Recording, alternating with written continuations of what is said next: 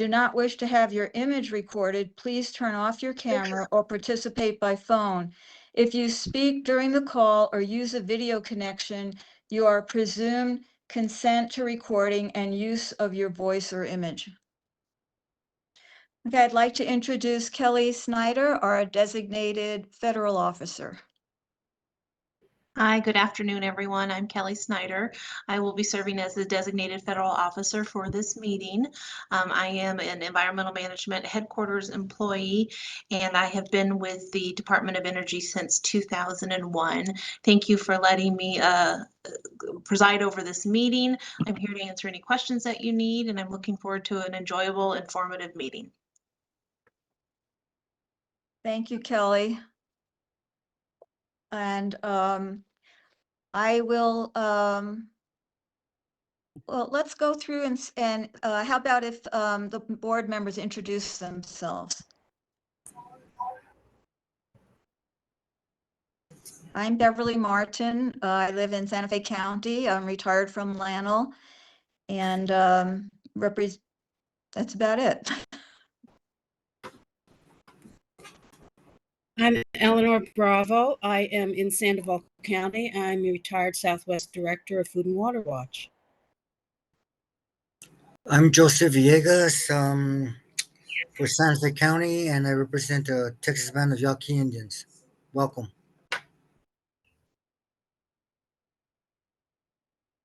I'm Abby Hayward, and I represent Los Alamos County. Mark Hayden, Santa Fe County. Hi, I'm Danielle Duran, and I also represent Los Alamos County, and I have my intern Tyler with me here today.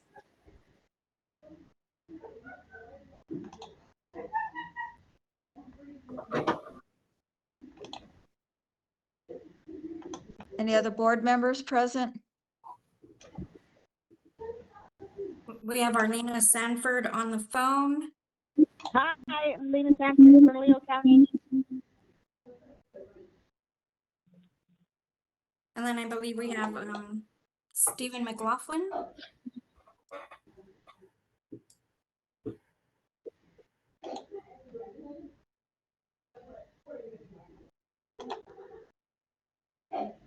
I think that's all the board members right now. Okay, thank you. Here's an overview of the agenda. We're at 1:10, we will do old business.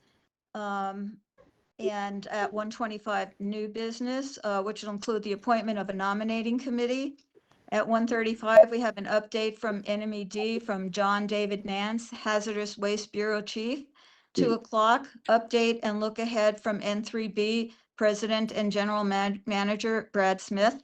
An update from the EM Los Alamos Field Office from Sarah Ellie Gilbertson, our EMLA Deputy Manager.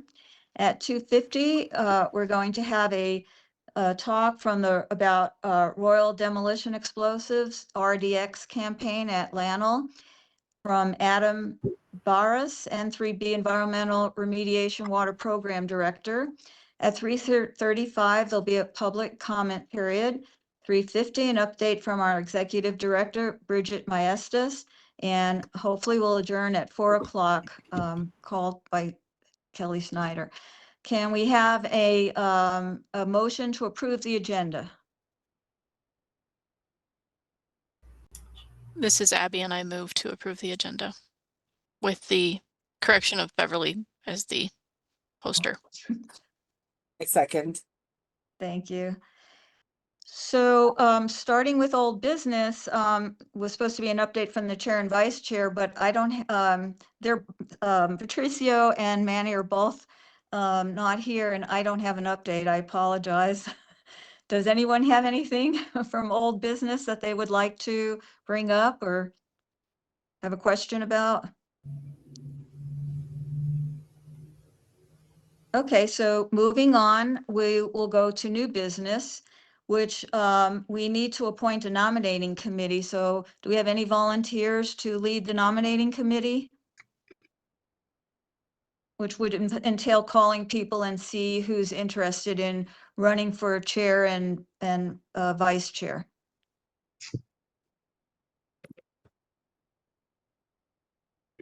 I will do that if no one else will. This is Danielle. Danielle, oh, that's terrific. You got it. You're appointed. And- And I will support her. Okay. Danielle and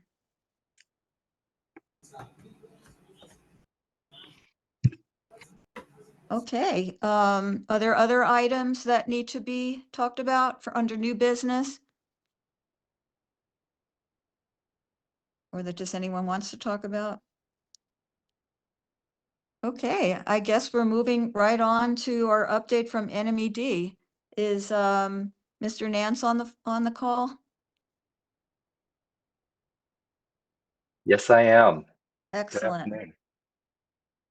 Good afternoon. Thank you. All right, I'll get going here. Sorry, I'm gathering my notes. Yeah, a little early. Moving quick We're through it. ahead of That's okay. schedule. That is perfectly fine. Perfectly fine. Chair Committee, thank you again for the invite and letting us speak at the meeting. My name is John David Nance, Hazardous Waste Bureau Chief, and just going to go through updates from LANL, and then I'll give some website updates as well. Starting off with the consent order. And so we are working with DOE on executing requirements from the signed settlement agreement that was which was a executed modified consent order in September 2024. And so under that, it requires an expanded 5-year schedule and a campaign completion with campaign completion dates added to it. We are in negotiations with DOE ironing out that schedule. Just recently had a meeting in July 15th with them. DOE has submitted the first proposed appendices A, B, and C under those provisions of the modified consent order. And so we're continuing to collaborate on a regular basis. We have meetings scheduled regularly with DOE, working through their proposed schedules, our comments, and making sure that we're lining up and following the consent order, the modified consent order as written out. Just a reminder, those appendices must be finalized no later than September 30th of this year. And it's required per the settlement agreement. Once we do finalize on DOE and NMED, both will jointly host a public meeting to present the changes. On other consent order issues, NMED is continuing to review and issue decisions for certificate of completion requests from DOE. So far, we have a total of 159 sites that have been reviewed since the settlement agreement was signed last September. So we're continuing to move forward on that. Moving on to groundwater issues. For the chromium plume, Simmer 3 is the next proposed groundwater monitoring well to be completed. The goal of this well is to evaluate potential contamination on the Pueblo de San Ildefonso lands south of the injection well locations. The drilling of that monitoring well will begin in the next month or two. It's been sited, plans are in place, and they're starting to work on that. The independent technical review for the hexavalent chromium project, we are working to have discussions and determine path forward for the results from that ITR report that was previously done end of last year. We will require revision to the interim measures and the characterization work plan, which basically is must include a proposal for a higher capacity injection location, monitoring wells to adequately characterize the plume under the interim measures, and also modifications to the groundwater model. Along with that, we did offer to provide comments on the draft language to facilitate that approval. So working with DOE through that process. The deadline for that work plan will be addressed as part of the negotiations of the consent order appendices. So we're wrapping that into that the appendice negotiations that we have on that. DOE has acted on the approval to resume partial interim measures operations, has been running the interim measures pump and treat system since September 30th of last year. We will continue to monitor those concentrations around the plume, and for considering adjustments or any expansion of the authorization. So that is still ongoing and being monitored. Moving on to corrective action documents. Under for Material Disposal Area C, MDAC, NMED, we issued a statement of basis for that location, MDAC, and received 3 requests for a public hearing during the public comment period. The 3 requests came from Triad, from EMLA, N3B, and the last one was from Nuclear Watch New Mexico. The parties right now, we are preparing to move to a public hearing tentatively expected to occur early in 2026. So we're working through that process. DOE did submit a notification to NMED for the deferment of corrective action at MDAC on June 18th. It was intended to change the status of MDAC to a deferred siting active facility operations. I'm sorry, those changed the status of MDAC to a deferred site due to active facility operations at, as a justification to move it. NMED, we did respond on July 2nd by clarifying that MDAC is not eligible for that change of status. With that, we did assert that public participation has been facilitated, and the change of status at this point in the final remedy selection would unjustly diminish the public involvement received. Also, we noted that the change of status was previously requested and denied in 2023. Therefore, submitting a change of status under the terms of the modified consent order directly disregard the regulatory direction previously provided. So we are moving on and proceeding with the public hearing on the final remedy selection in early 2026. Moving on to permit-related activities. LANL has submitted their permit renewal application to NMED that was received on July 10th.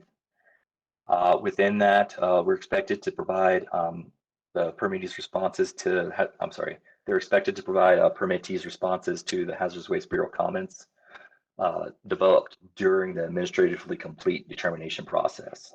We had several questions and concerns that we had with it. We're expecting to see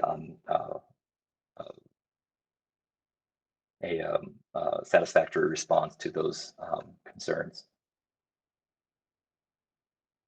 Also, DOE is expected to provide the supplemental information requested for permitting of open burning and open detonation units. That was one of the primary concerns we had with the previous submissions. So we've been working with them several meetings to come to an agreement, and we're looking to see that supplemental information submitted in this resubmission of the application. The application does include a Class 3 permit modification, which is changing the status of 19 sites to corrective action complete. So it's that's been rolled up into the permit submission, and will be handled and reviewed during the permit renewal process. We will be reviewing the submission to ensure that the comments have been adequately addressed from previous versions.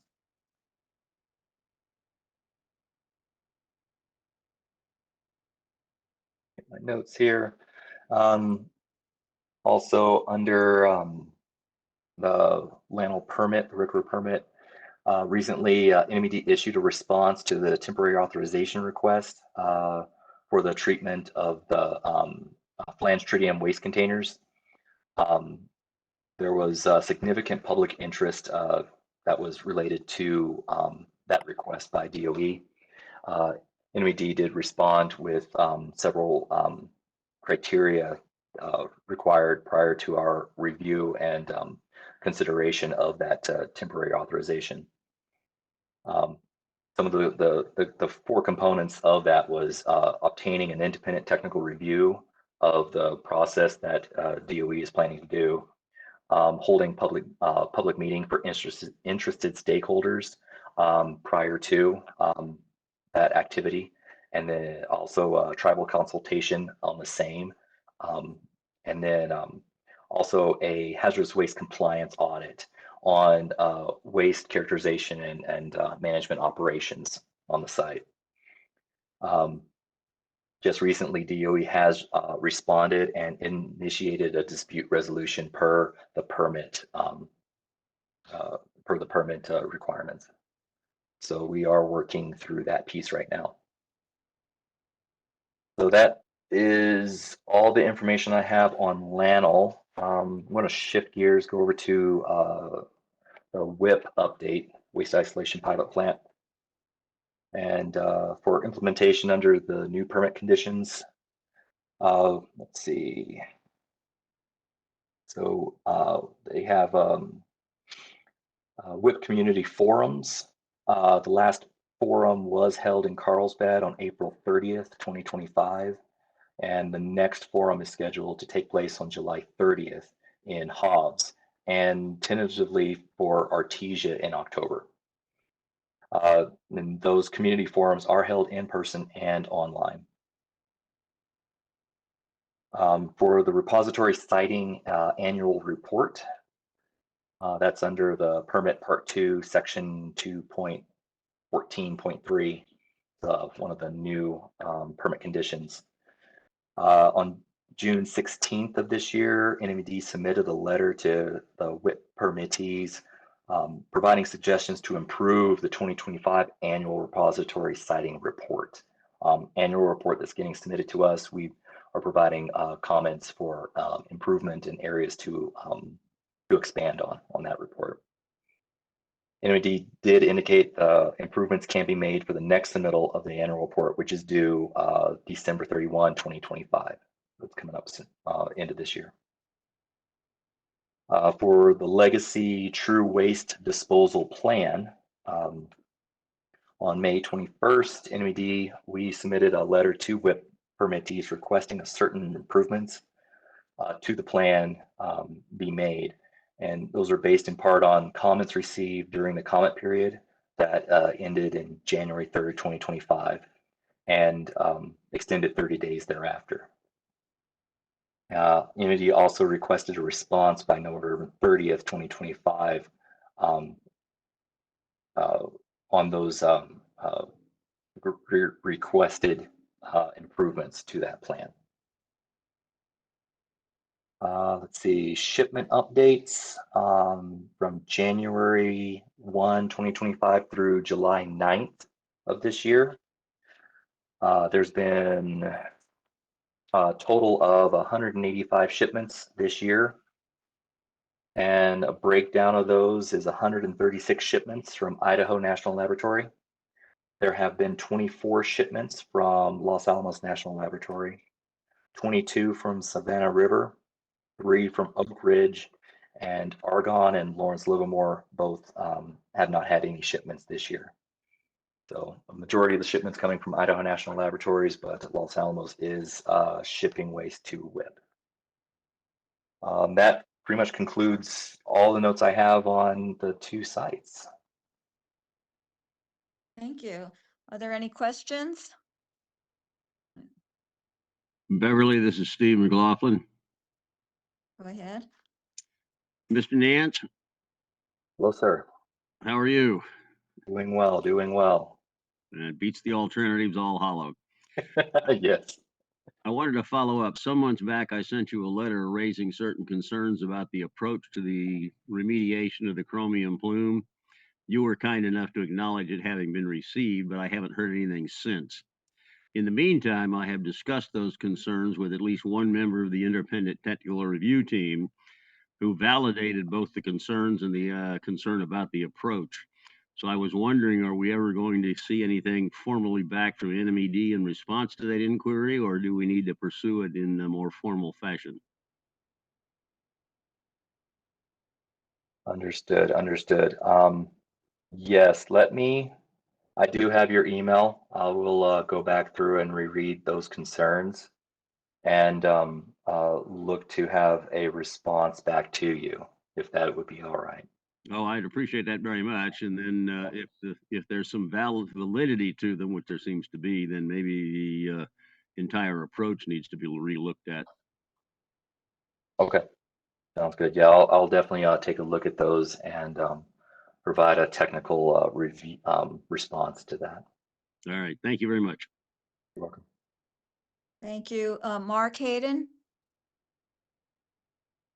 Thank you, Beverly. Mr. Dance had a question regarding the season, the problems with some funding and some potential danger. And that rolls up to, we've had some close call fires in the Los Alamos area.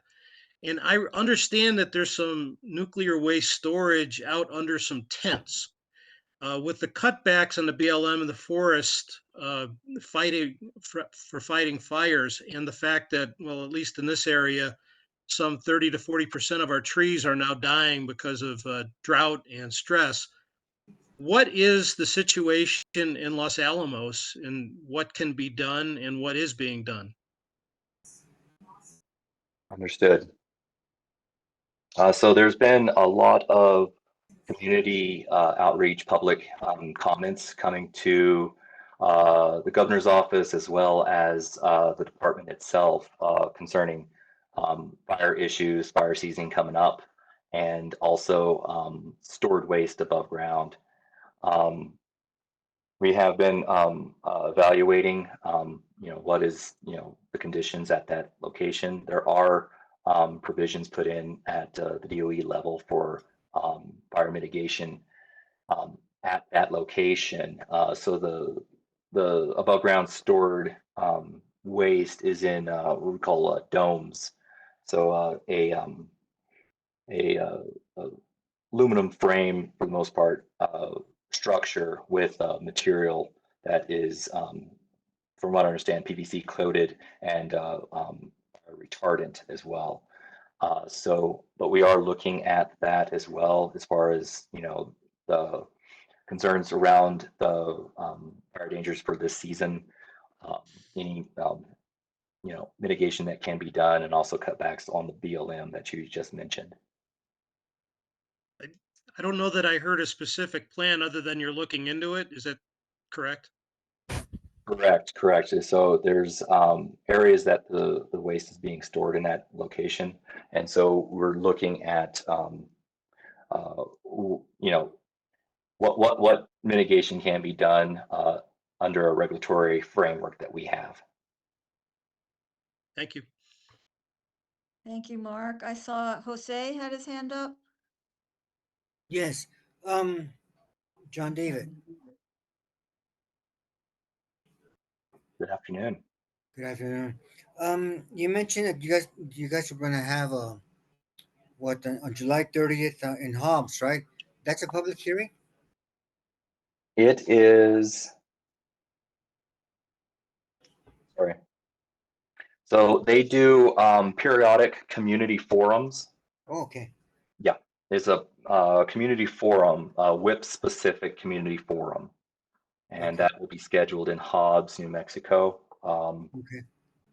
on July 30th. And the website itself is the one who schedules and sets those up. Okay. And then you said Artesia in November? I believe that was in October, sir. Oh, in October. October. Do you know if they're gonna have any here in northern New Mexico by any chance? I am not aware. I am not aware of that. I know they haven't planned out that far. The main constituents are usually in the surrounding communities around the website itself. Hobbs, Lovington, Carlsbad, Artesia.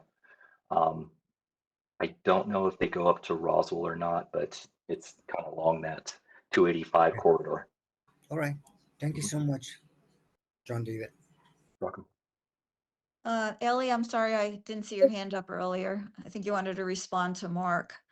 Thank you. Yeah, I just want to clarify a couple things. So first of all, Mark, fire protection is not under NNMCAB's jurisdiction. And as a matter of fact, I'm going to be addressing that in my talking point. Not that JD said anything incorrect at all, just that this is under the department's jurisdiction. And so we'll be talking to that. And then the other one, I just want to remind everybody, we very much appreciate that the state provides an update on WIP, but this CAB is focused on northern New Mexico, not southern New Mexico. So just want to throw that reminder out there. Also, again, very appreciative to the state for providing a very comprehensive update, but just want to make sure we all understand our borders and scope here. Thank you, Ellie. Any other comments or questions? I just wanted to go back to the hexavalent chromium plume, and sort of you're looking at creating a revision to the work plan, and I'm sorry, I missed like by what date, and sort of do you have, or does ITR have any idea what it looks like going forward in terms of, you know, when could we expect to know more about the plume and where its boundaries are? Is that like another 3 years from now, 5 years from now, or it's anybody's guess? Good questions. Good questions. As far as the deadline for the work plan, that will be negotiated, currently in negotiations with DOE as part of the consent order scheduled 5-year schedule that we're working on. So we'll be working through that, and that will be finalized by September 30th of this year. So we'll have a more precise date by that time. As far as implementation of the ITR report, and then also having a more defined boundary of the chromium plume. Simmer 3, which is the next proposed monitoring well, soon to start drilling here in about the next month or so. It's strategically located on Pueblo de San Ildefonso's land. And that was one of the critical locations in providing a data point on the southern area of that chromium plume to further delineate the southern boundary. So the time frame for drilling these wells, because they are extensively technical and very deep, there's a lot of stuff that goes into them. They usually take about 9 months to drill, probably another 2 months or so. So probably about 1 year to have them completely drilled, installed, and ready for sampling. Caitlin can probably add more detail to that. Yeah, we got 3 wells, Simmer 3 as one, and then we got R80 and R79 are the other ones that I believe are permitted and in the queue, ready to roll as soon as the driller availability can migrate around site. So we're hoping after Simmer 3, they'll move to the next R80, it looks like, and that one's supposed to start, within the next year. And then we'll keep rolling on R73R and stuff like that. But we do have permitted wells here that are ready to be drilled and help kind of inform that nature and extent of a contamination issue we're working on. So just we appreciate what's going on with San Ildefonso, but as Los Alamos County, we're always concerned about PM3 and our water supply as well. Thanks. Understood. Yeah. So R80 and them will be a more eastern side. We're rolling on that next. So, but that's more addressing kind of your guys' particular issue of concern in those wells.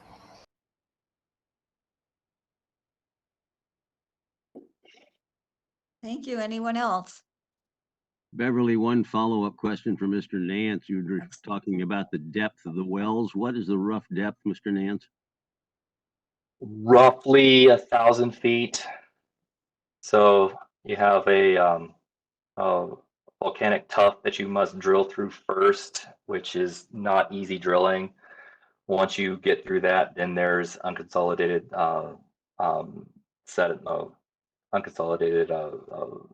sediments, if you may, that you then have to work through sandstone, siltstones. So it's a very technical, almost upside down lithology, if you may, to drill through. Very technical. It takes a long time to get through it. That's one reason, because of the depth and also the type of lithology just being drilled, is what takes so long. Does the material below the tuft have to be cased? Yes. Okay, thank you. Yes. I have a question. I've been very out of touch with what's going on with the chromium plume, but I remember that the plume was drifting the last time we had a talk about it. Is that still the case, or has it been contained, the plume? They do have, Caitlin, go for it. If I may, well, during the time that IM was off and not operational as far as extraction and injection, there's the natural migration, of course, but we were monitoring the boundary wells on the peripheral of the plume all the way around it, kind of looking at that. And, you know, unfortunately, the areas where we have less information, like in the eastern extent and the parts like that, we don't have adequate monitoring wells for those. But the areas that we do, we were monitoring, and you know, migration wasn't significant during that time off period. Great, thank you. Anyone else? Okay, thank you. That was very informative. I do have a question, Beverly. I don't know if you Oh, can I'm see that. sorry, I didn't see it. Go ahead. All right, it had to do with wells. And I know a couple of years ago, there was a rather long angled or tertiary well drilled in the vicinity of the chromium plume, and there was a failure. And I know it was under investigation, and maybe I lost track of it, but can you recap what the lesson learned is and what went wrong?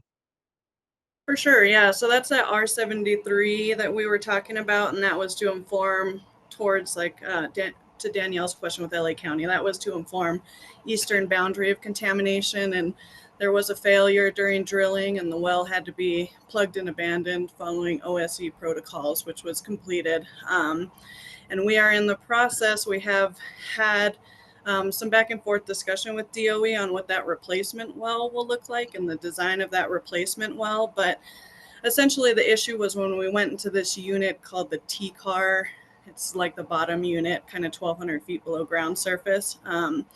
That's where we were kind of encountered some issues with flowing sands in the borehole that, you know, clogs. So lessons learned, utilizing drilling techniques better suited for encountering that issue and kind of preparing in advance now that we know what's going to happen are some of the things. And also I think built in, there was a report on it that I can locate and have sent your way. But I think there was also some internal, you know, communication and verification throughout the drilling process that can be improved upon to, you know, prevent these issues from happening in future wells. Thank you.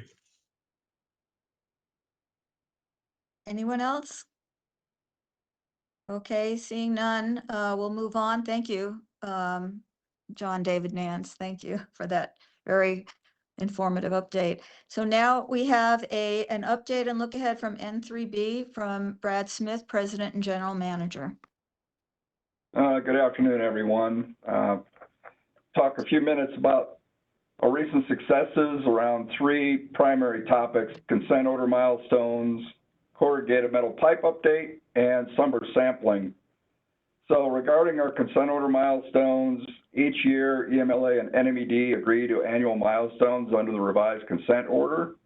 For fiscal year 25, we have 11 milestones, and I'm pleased to say that through fiscal year Q3, which is the end of June, we've completed 6 of the 11 milestones. Ahead of schedule on milestone 11, which was the phase 2 investigation work plan for Lower Sandia Canyon aggregate area. That was due in the Q4, but we actually completed that early in the Q3.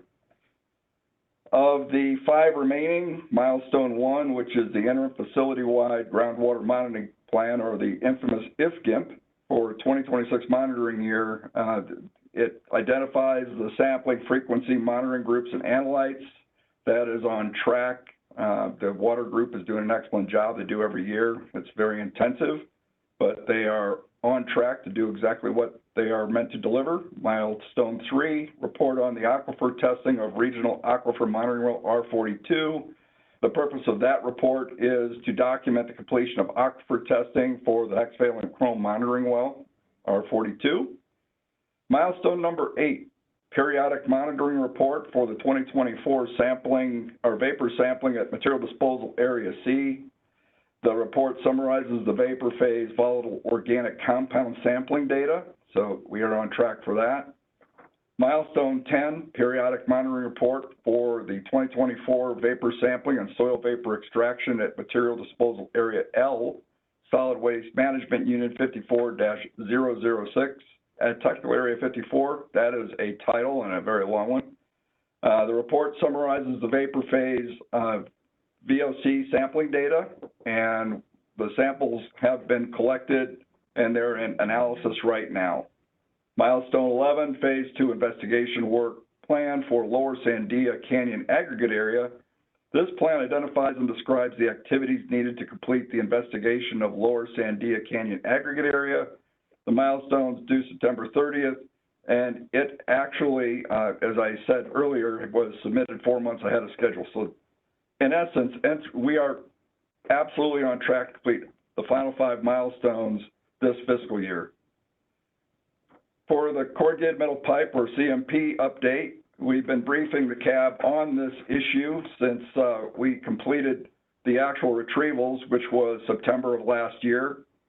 We completed size reduction in December 2024, and of that, just for a reminder, there were 158 retrieved corrugated metal pipes. Each was size reduced into 5 sections for loading into our standard waste boxes, for shipment and disposal to the waste isolation pilot plant, and there's 792 of those that will be shipped over its campaign period. In May 2025, the first shipment to WIP was accomplished, and that was a huge milestone for N3B and DOE. We continue to work together with EMLA and the Carlsbad Field Office on certifying the waste, and that's a critical safety step before we initiate any shipping. As of July 4th, of the 792 standard waste boxes, we have shipped 13, and we are still working on certified approved shipments, and we anticipate a steady schedule of these shipments to WIP. Shipping legacy transuranic waste to WIP remains a top priority for us, and you heard John David talk a little bit about what's happening, and LANL is sending waste. We are on a schedule and fit in as our waste is certified and ready to go, and that's a crucial step. So we're making excellent progress on shipping our waste. And last, summer sampling. People have noticed that we've had a very wet monsoon season, and because of that, we've spent some time talking about our sampling protocols, and that's our responsibility. So we sample for water, which is about 54% of the samples taken, and these are approximate numbers. Of the soil, those represent about 37% of our samples, and vapor sampling is approximately 9%. The sampling is really there to tell us a few things: identifying the presence or absence of certain constituents and potential impacts, and what actions might need to be taken based upon what we find, defining actions to protect human health and the environment, and confirming our cleanup is effective, including meeting the water quality standards. So given that, though, as I said, it's been a very wet monsoon season. We are in full swing. Thus far, we've collected over 50,000 samples since contract start. And through these efforts, we have data that ensures we are protecting the water quality. It is a comprehensive monitoring program. I believe at the last EMCF that I was at, there was an update by Vince Rodriguez on the water program, continuing investigations to determine and define the extent of the contamination, and taking action to reduce contamination levels while working on the remedies. And of course, last but certainly not least, meeting the regulatory milestones. So we are entering into the fourth quarter of the fiscal year. There's approximately 10 weeks left. You see a lot of, I believe for those that live in the surrounding areas, you'll see N3B or T2S trucks or Jeeps that are out heading to the different aggregate area work. The teams are fully committed to doing their jobs and enjoy, especially this time of year. It's a lovely time aside from, we'll say, the lightning and some of the storms. But, you know, when you go out into these areas and you see the work that everybody's doing, they take great pride in it, which, of course, we are all members of the community here. So, you know, it's a very noble thing to continue working like this. And we're working closely. You heard John David talk a little bit about the negotiations going on for the 2026 fiscal year milestones. So we are working with EMLA in concert with NMED and are continuing to negotiate based upon what we've done this year and then what next year and the follow-on years look like.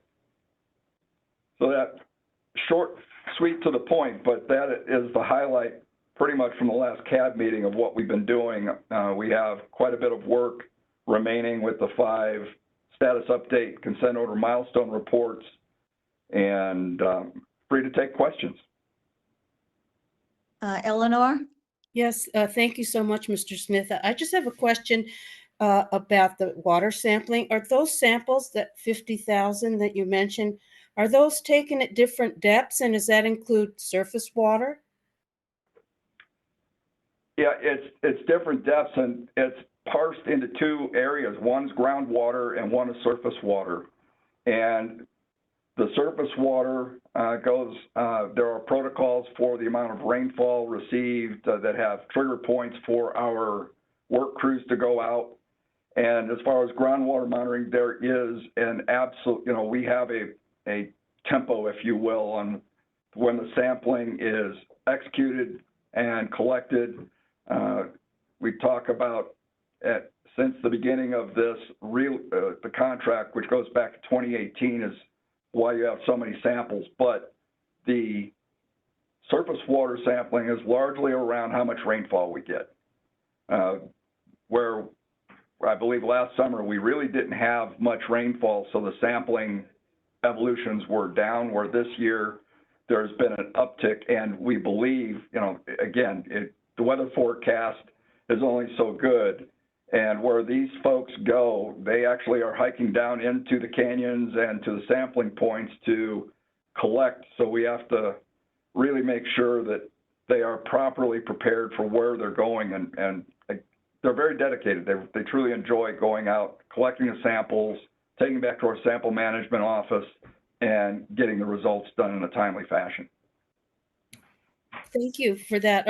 Of that surface water, are there rivers there, or are these ephemeral streams? Everything. I mean, and in fact, on the Rio Grande, there is a spring float that is done, what I'll call part of the sampling protocols that our team, our critical subcontractor, T2S, executes for us. We are in constant communication with EMLA and NMED with our sample campaigns and what's required. So it is, the program's fairly well laid out, particularly on groundwater. When, again, surface water, there's routine samples and then the triggered samples that occur because of storms or high rainfall. Thank you. So you're able to make comparisons from year to year? Correct. Again, back to depending, and they normalize what they, you know, what the data says, and we can certainly get more information for you on that so that you can see the comparison. But it is an annual chart that that comes up. I would be really interested in seeing that. Thank you. Thank you so much. Absolutely. Are there any other comments or questions? Oh, I see Jose has his hand up.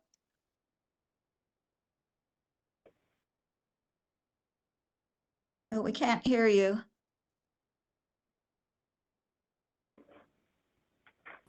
Thank you, Brad. better. Thank you, Brad, for the updates. Congrats on the milestones. Just press on, stay focused, take care of us. It is, absolutely. And it's nice to hear from you. Likewise. Anyone else? I have a simple question.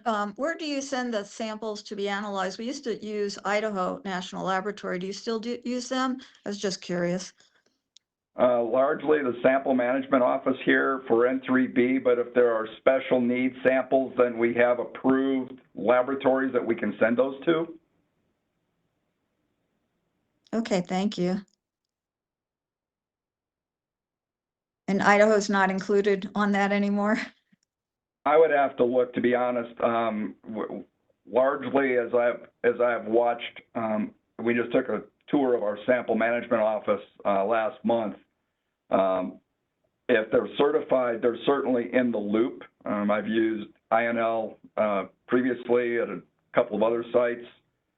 So we do have a list because having certified laboratories, if one gets overloaded, you don't want to be in the queue and not be able to get the analysis done in the time frames required. So we have more than one, but I'd have to check on the Idaho one. That's okay. Thank you. You bet. Jose, do you still, your hand is up. Do you want to say something else? No, okay. My Anyone bad. else? Okay. Okay, thank you. Thank you very much for that update, Brad. It was also very informative and we're all rooting for Thank you. Okay, we're moving on to an update from the EM Los Alamos Field Office. Ellie Gilbertson, the EMLA Deputy Manager. Good afternoon, everybody. It's really great to be able to join you again today. I love meeting with you all, and it's always good to see familiar faces. And how do I follow Brad? He had such a great update. And anyway, we're really thrilled. Our contractor is having an excellent year, and they're just doing a lot of great work. So thank you, Brad. I'd like to share a few topics with you all today that I know many folks are interested in. The first one is the consent order. I know John David talked a little bit about this in his update too. EMLA has worked directly with NMED on the FY26 planning process. And this planning includes 5-year schedules for Class A campaigns. And those are campaigns that we can schedule and develop.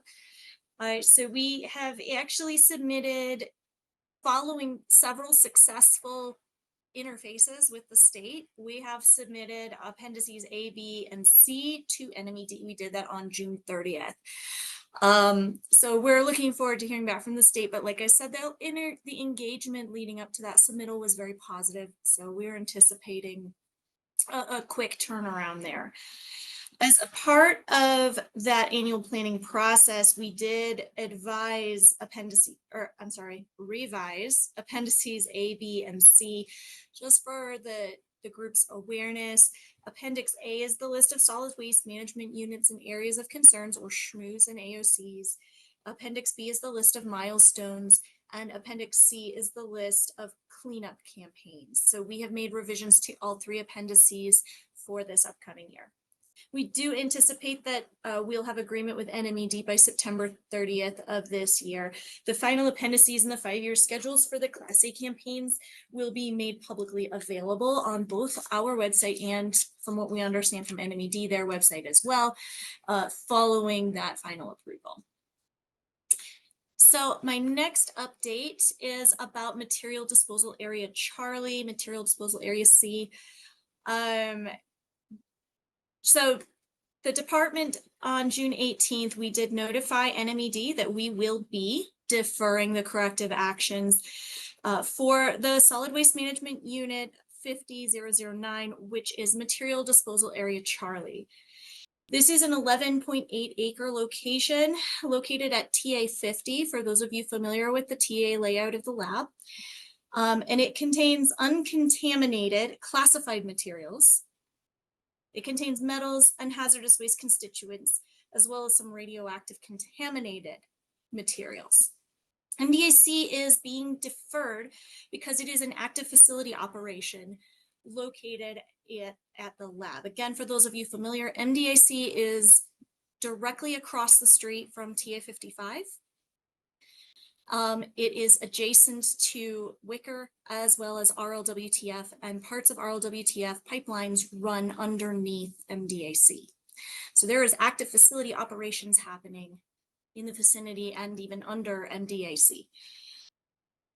So in accordance with Section 11C of the consent order, EMLA is deferring MDAC from further corrective actions until it is no longer associated with active facility operations. Just for a little bit of elaboration, Section 11C of the consent order, there are 4 circumstances for deferral of a solid waste management unit or area of concern. And those are: 1, it is located within testing of hazard zones or active firing sites.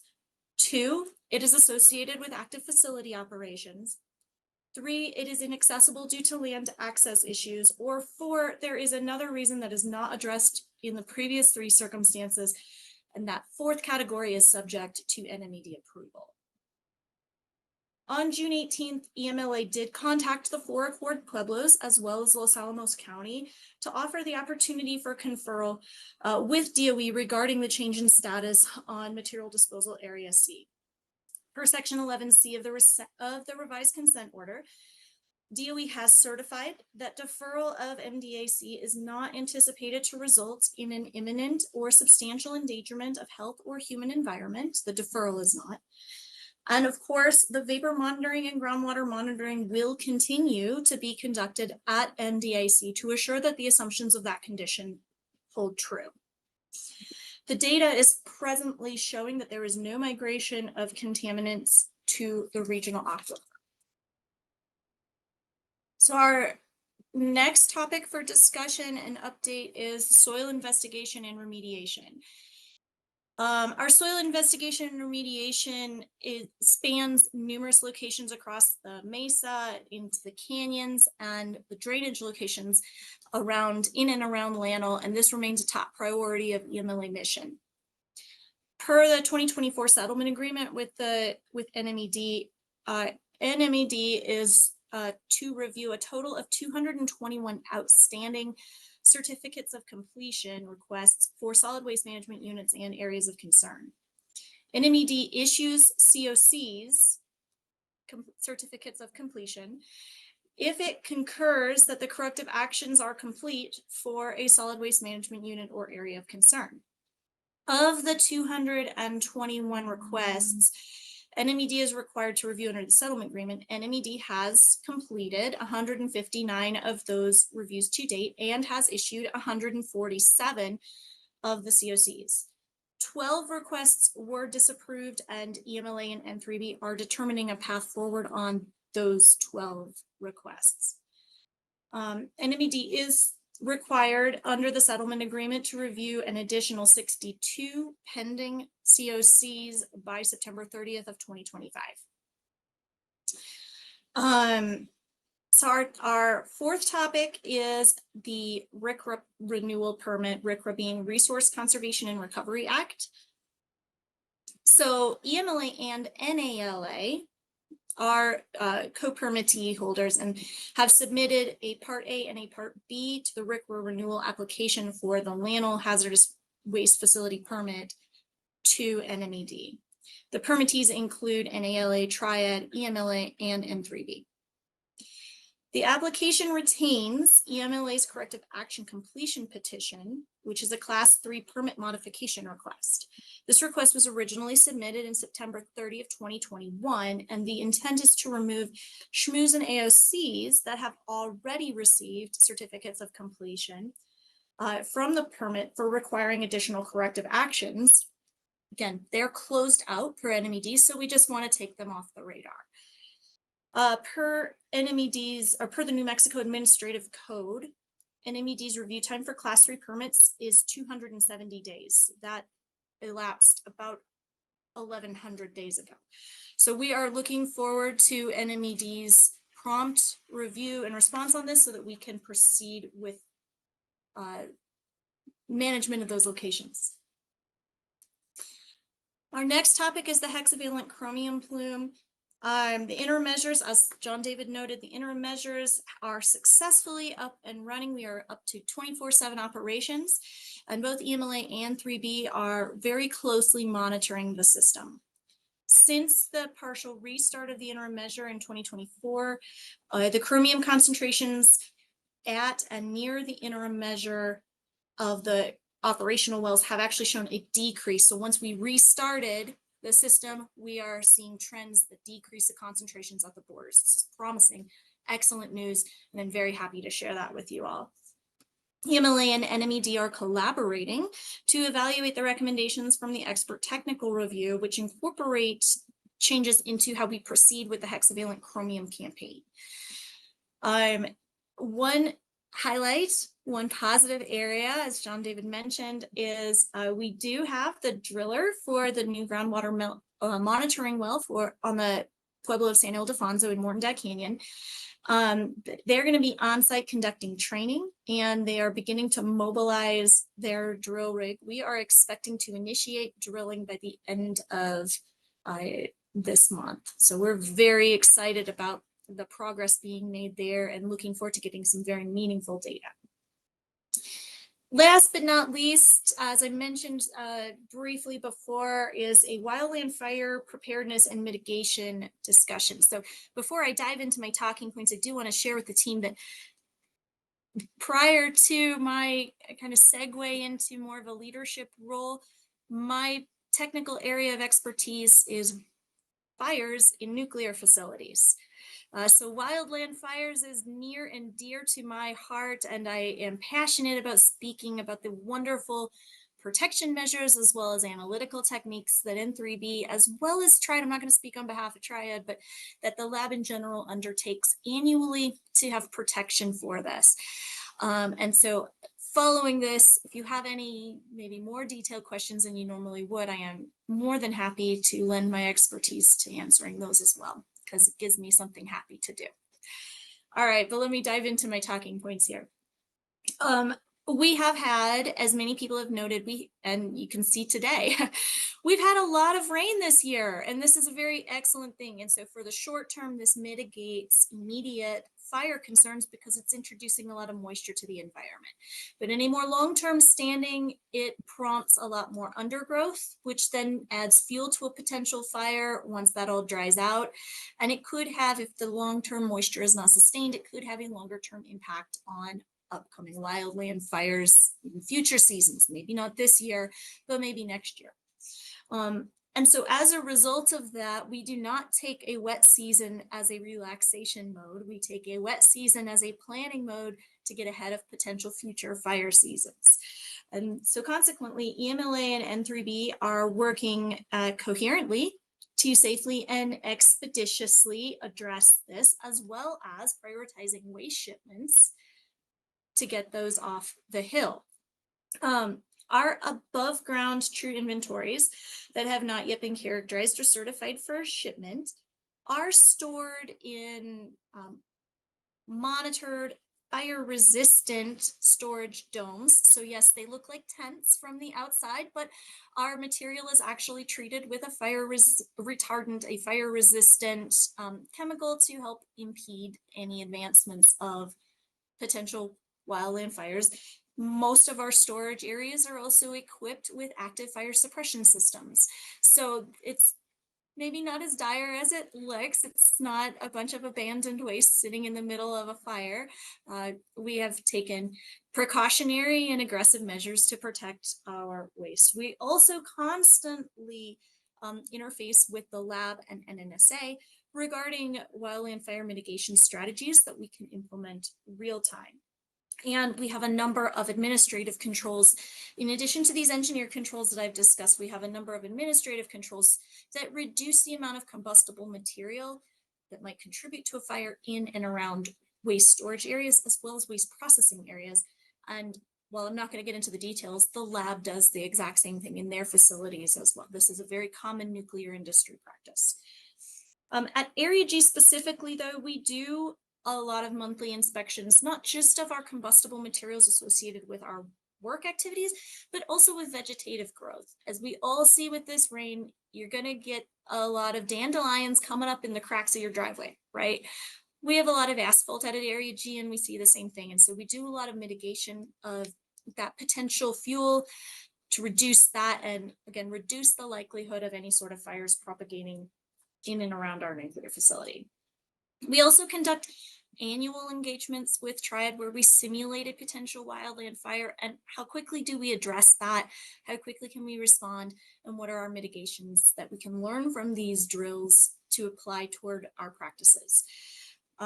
If you are curious, LANL does make available for free on their public-facing website wildfire preparedness, and we can make that link available to you all. I encourage you all to check it out. And then again, this is a particular topic area of interest to me personally, and I'm happy to answer any questions that you guys might have regarding this. So that is the extent of my updates for you. Beverly, I turn it back over to you.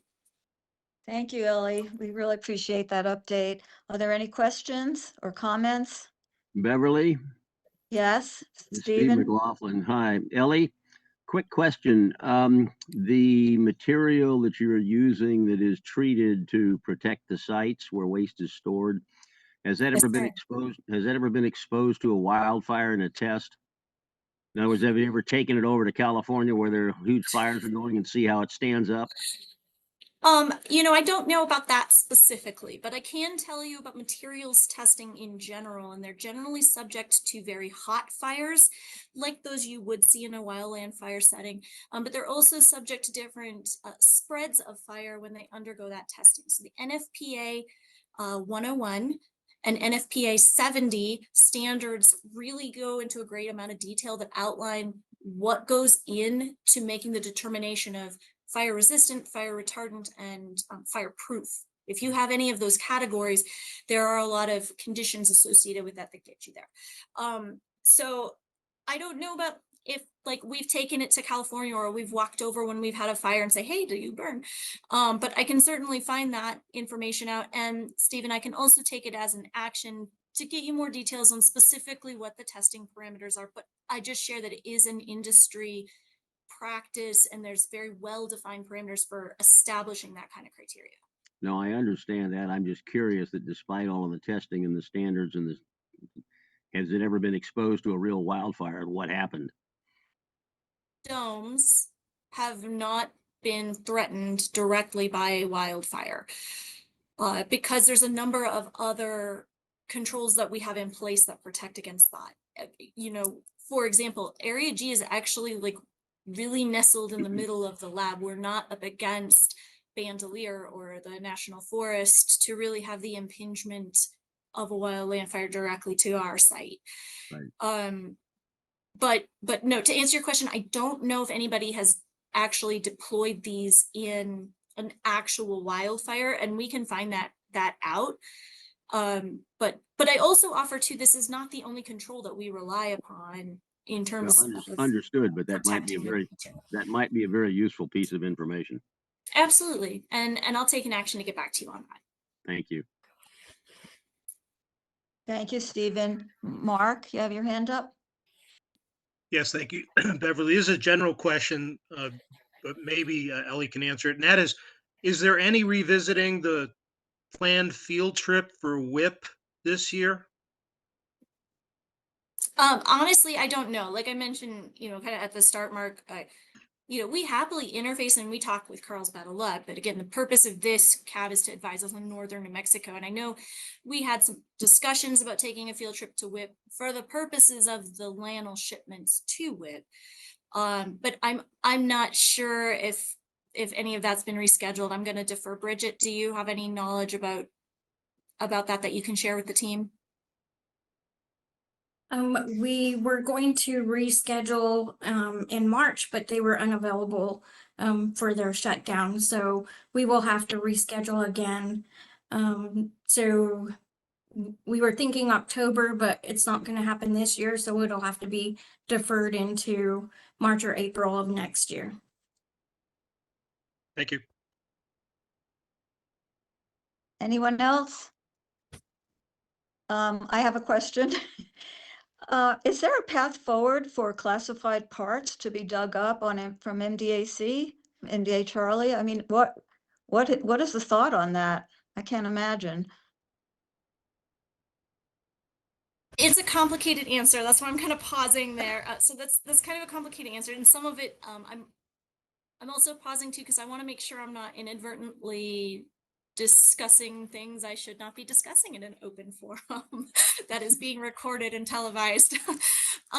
So anytime you are dealing with anything classified, there is very stringent prescriptive protocol for how you address that.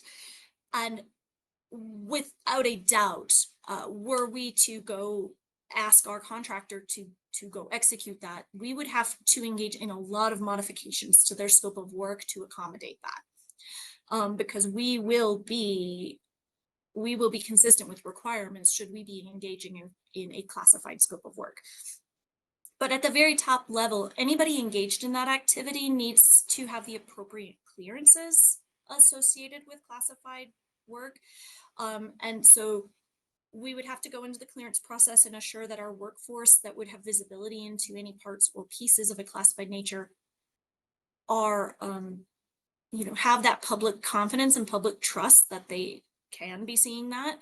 And that includes stuff you might not be anticipating. So not only the workforce digging things up, but also radiography people, if they're taking pictures of inside of containers, shipping. There's a lot of need to know that happens there that has to be expanded on. But in terms of like special handling, I'm not worried about any of these classified things maybe going boom in the middle of the night. It's really more of a national security concern, and public confidence and public trust concern when you're talking specifically about the classified components.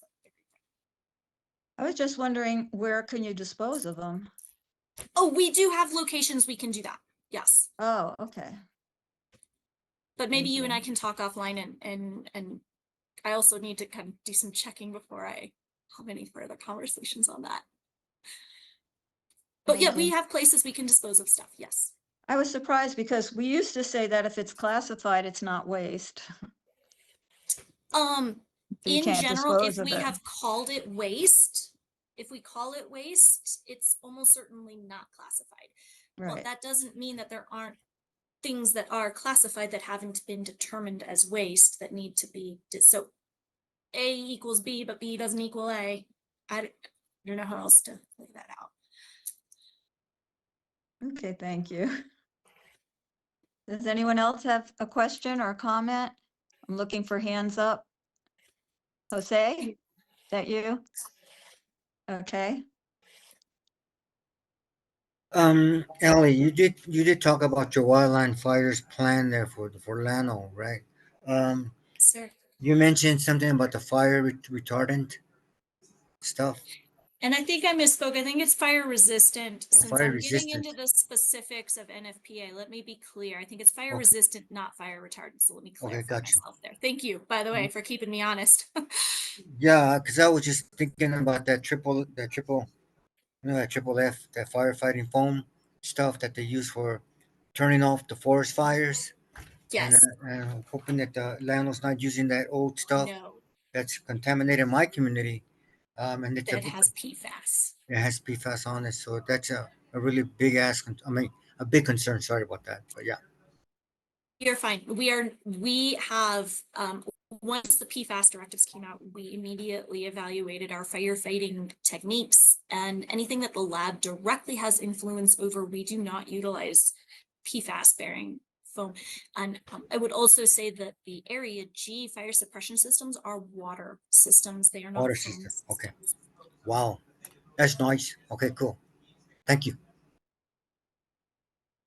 Thank you. Any other comments? I don't see any other. Keep searching for hands up. Okay, thank you very much, Ellie. We Thanks, appreciate guys. that. Appreciate it. So we're so far ahead of schedule.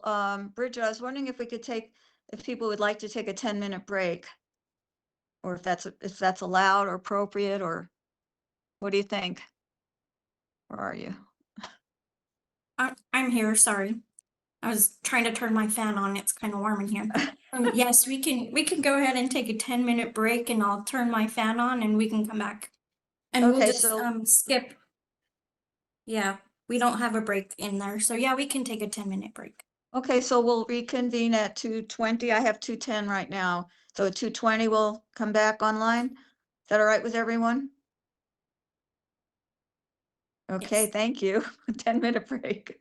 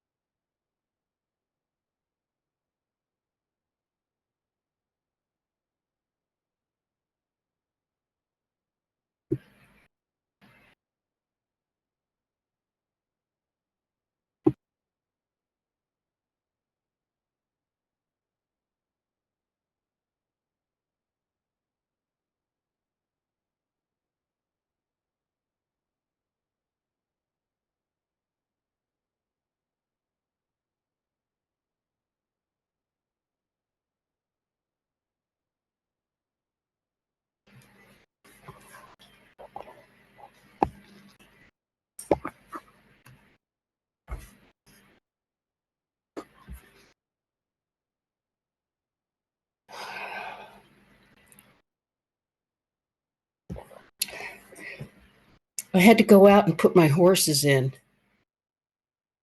It's 93 degrees, like Oh, my. Wow. just so hot for them. Wow.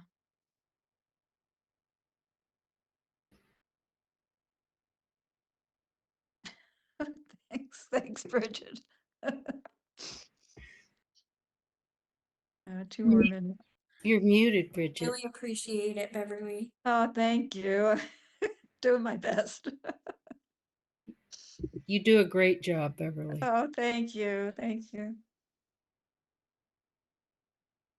Hope everyone's using the opportunity to improve on ergonomics and stretch so we're not sitting for 2 hours or 3.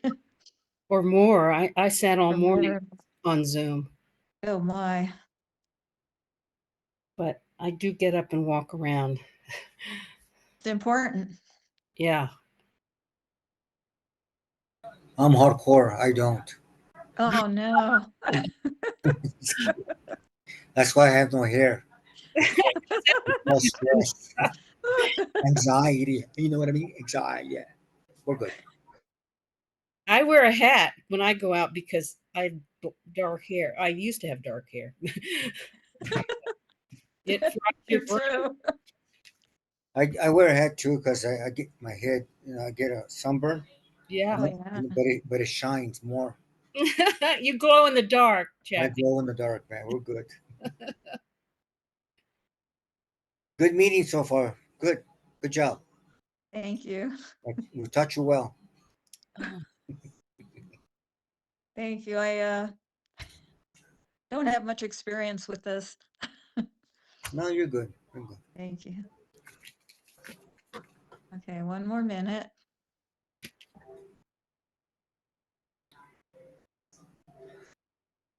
I wish I had a little bun right here on my head.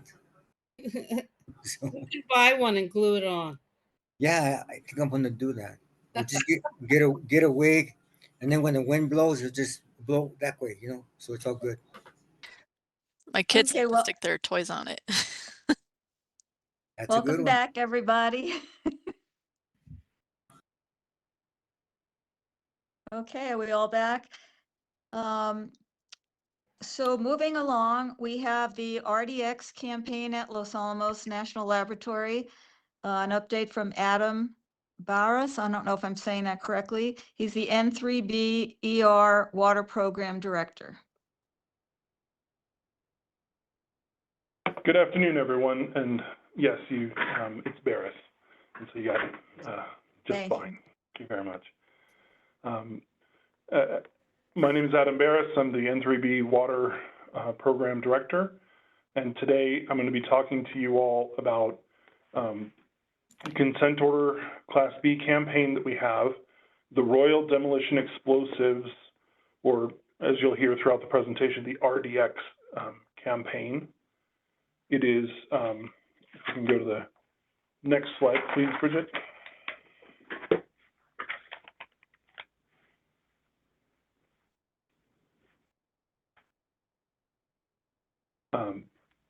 So this is a groundwater plume that has high explosives, RDX being like a name brand of a type of high explosive.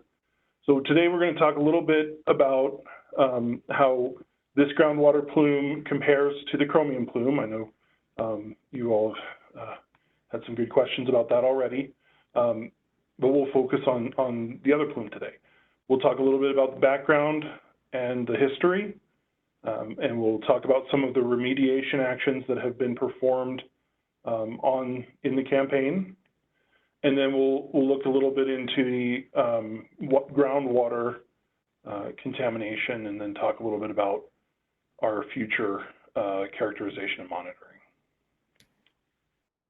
Next slide, please.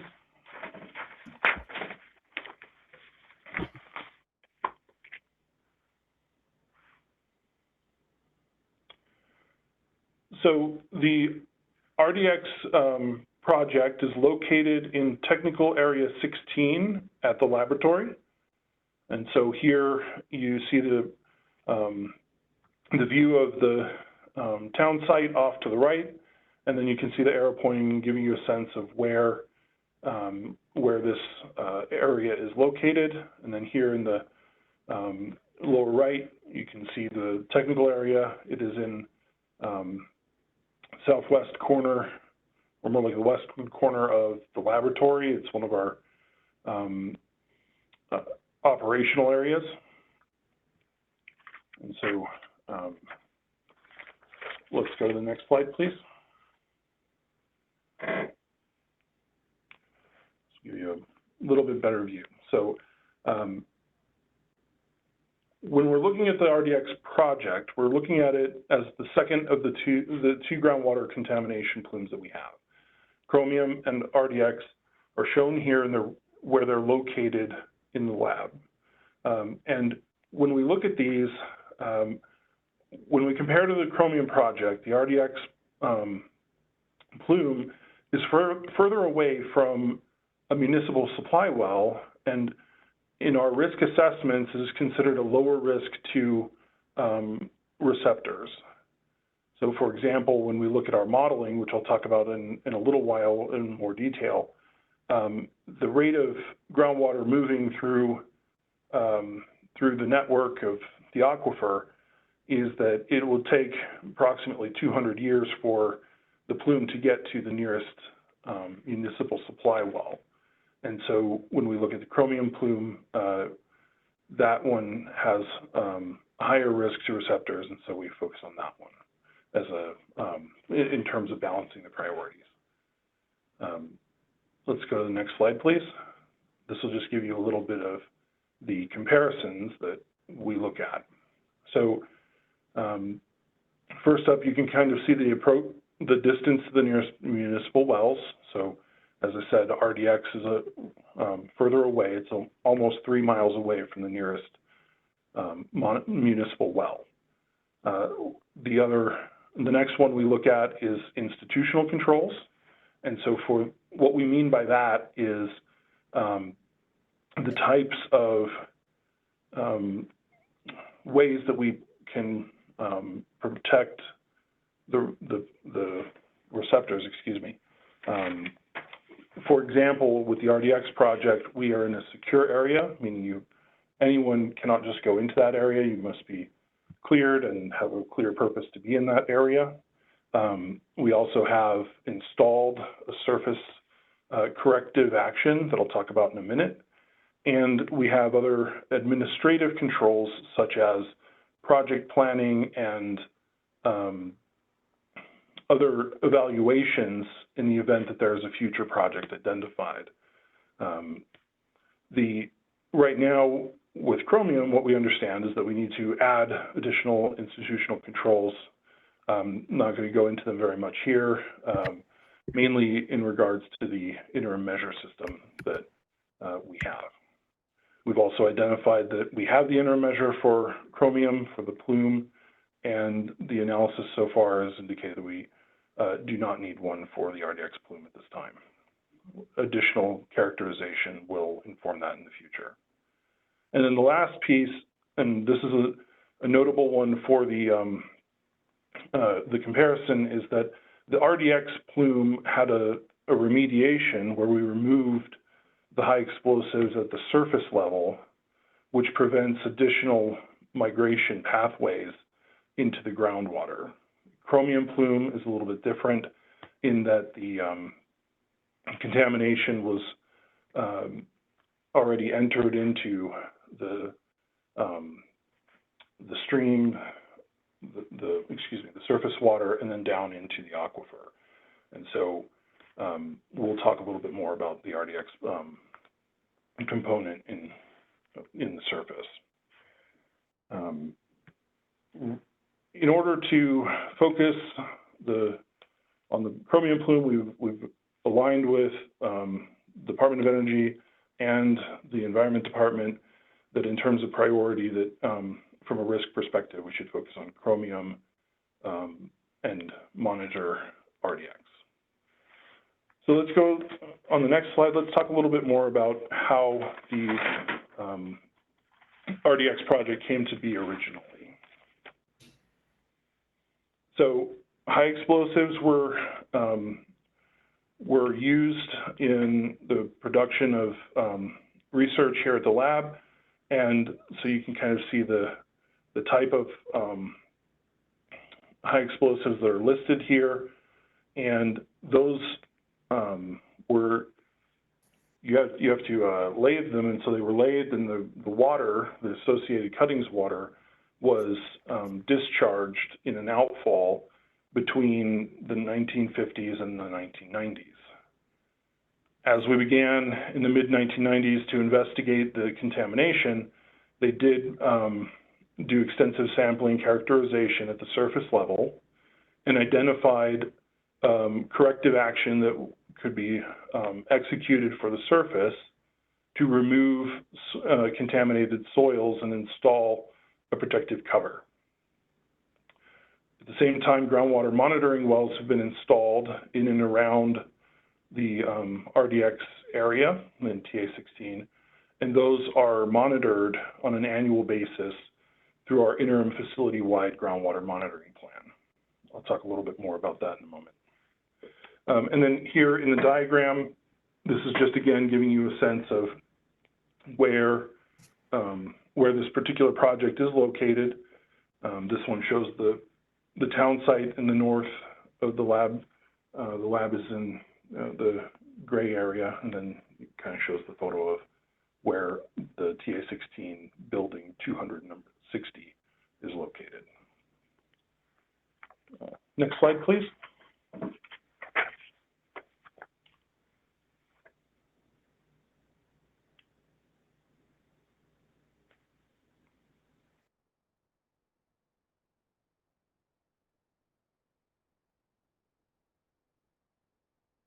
Can we go to the next slide, please, Bridget?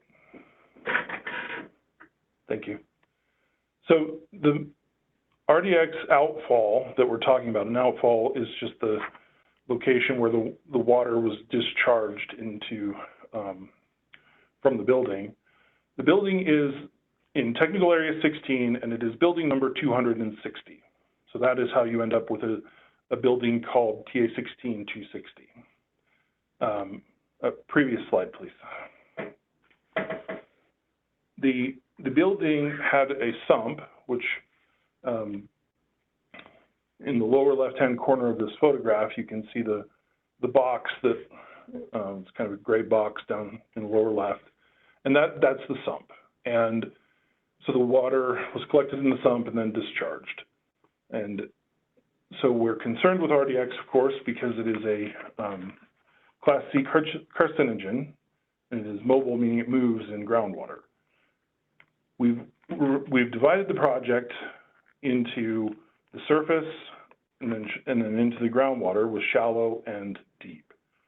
And this building, 260, is the principal source for the RDX. The building is still active today. However, the wastewater now is pumped to a wastewater treatment plant where it is treated as waste. So it's no longer going through this outfall. So we've reduced the operational pathway, and then the surface has been cleaned up as well. Next slide, please.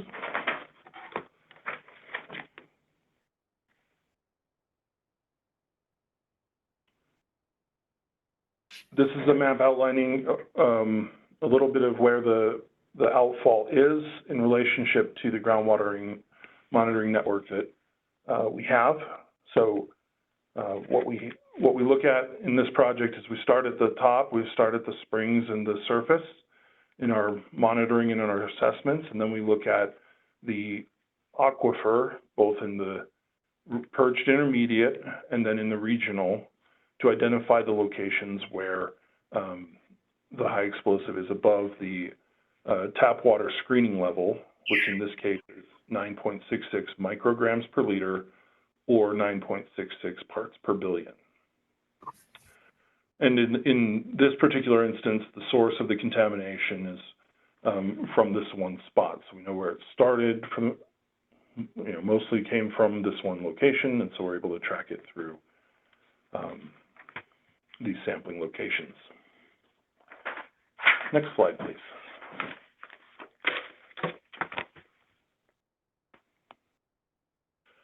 So I mentioned a minute ago the surface remediation. And so in this case, what we're talking about is removing about 1,300 cubic yards of soil that were contaminated.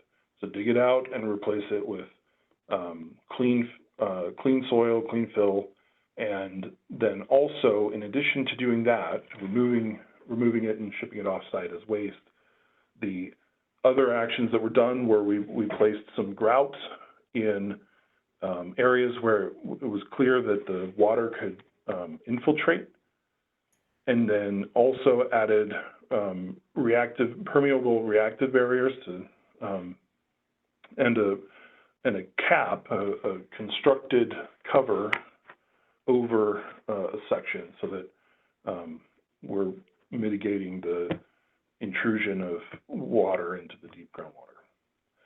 Those actions were all completed and documented in a remedy completion report that was approved by NNMCAB, and it set up a long-term monitoring plan. So we continue to monitor the surface and report on it on an annual basis. Next slide, please. This is just a timeline, a sense of, you know, when we were talking about these various activities and what has been done from the start with in the 50s through today and into the future. So, like I said, the release was underway in the 50s through the 90s. Then it began surface cleanup, completed in 2017. So then that's when we began surface long-term monitoring and maintenance. And then in the 90s, we began the investigation of the groundwater and with monitoring wells. And then more recently, we've performed a risk assessment. So that's where we look at the data and determine the next items that we might need to characterize. And you know, we coordinated that with or submitted it to the New Mexico Environment Department. Next slide, please.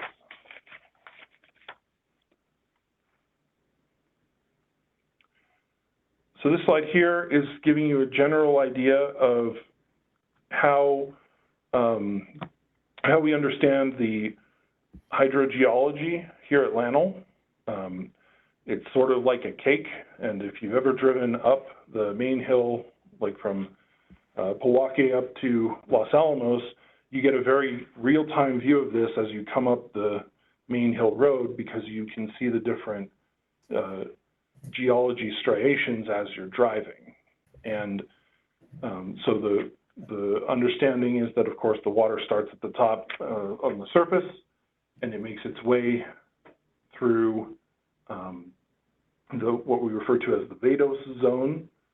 That's the and then we get into the regional aquifer.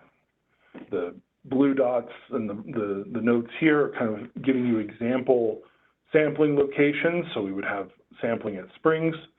We would then install monitoring wells at different depths depending on which part of the aquifer we're looking for. And then over to the left, just to give you a sense of it, a monitoring municipal supply well tends to have a much deeper location than where we're looking for the RDX. Let's go to the next slide, please.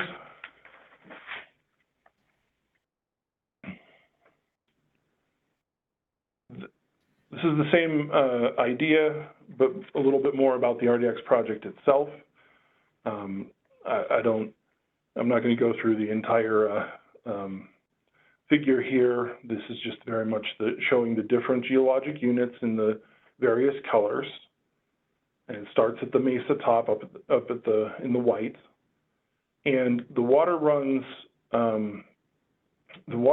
through these various geology levels, layers, but the layers themselves they're all mixed up with different types of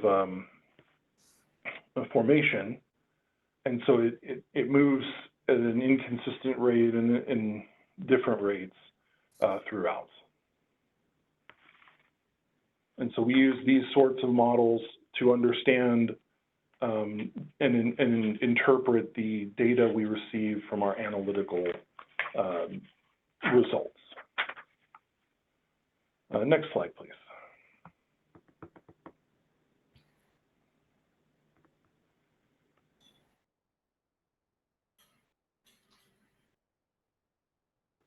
This is a similar sort of view. It's a cross, what we refer to as a cross section. So if you think about a map being, two-dimensional and horizontal, this is like a map that is vertical. And so here, what we're looking at is the cross section of the RDX plume area between certain monitoring wells.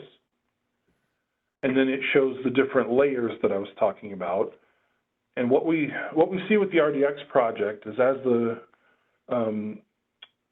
the water works its way down toward the regional aquifer, we're seeing in our sample results that the higher concentrations of RDX are located in the intermediate zone of the aquifer. We see lower concentrations at the regional.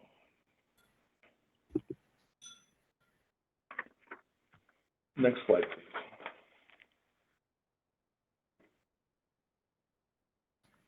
So in terms of characterization and trying to understand this,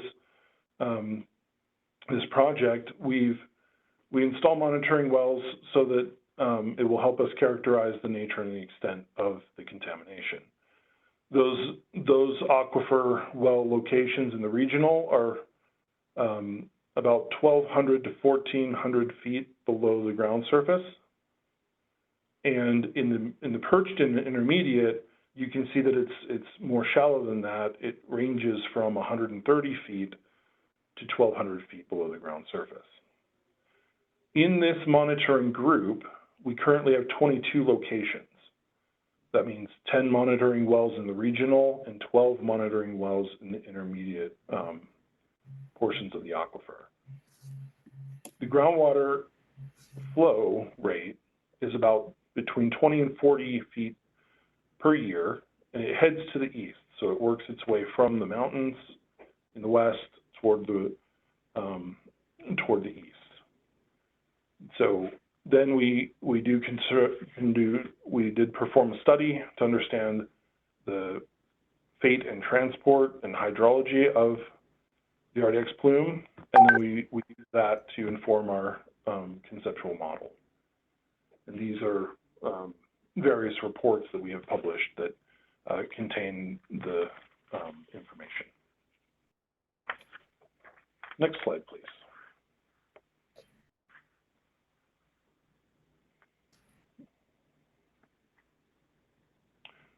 So right now on the RDX project, we are in characterization and monitoring. And the characterization and monitoring is comprised of two main areas: the surface long-term monitoring, and then the groundwater. So in the surface, we have the IF-GIMP that I mentioned before that defines sample locations at the surface, things like the springs that are nearby and other locations like that. We also have the corrective cap that I mentioned, the long-term monitoring of that is an ongoing item that we're making sure that the cap stays in place and make sure that it is performing as it is intended. For example, there is a monitoring well with a sampling location underneath the cap, and the purpose of that monitoring well is to confirm that no water is getting below the cap. And to date, the sampling results have indicated that. On the groundwater side of the report, we have these various well locations that you can see in blue, green, and red. There are different types of wells at the different depths that I was talking about. And those are sampled on a periodic basis, defined in the IF-GIMP on an annual basis. So we plan the year's monitoring events, Then we go and conduct the samples. We send the samples to our certified analytical laboratories. Then we review and receive the data to understand what the information is telling us. And then we repeat that process on an annual basis through the next round of the IFCAM. And that is all reviewed and submitted with NNMCAB. We submit the IFCAM up front as the plan, and then we document in periodic monitoring reports the results. The results are also posted on the public Intellis database to see the sampling results. Next slide, please.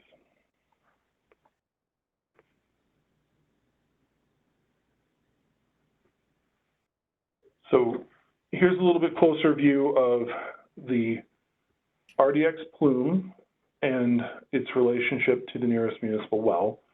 So you can see that between well number R69, regional monitoring well 69, and municipal well number 5, it is about 2.8 miles away. And what we are also watching is you can see all of these other well locations. In the middle of nearby PM5, we have other wells, well number 60, 46, and 17. So these three other wells are closer to PM5, and we are watching those as well.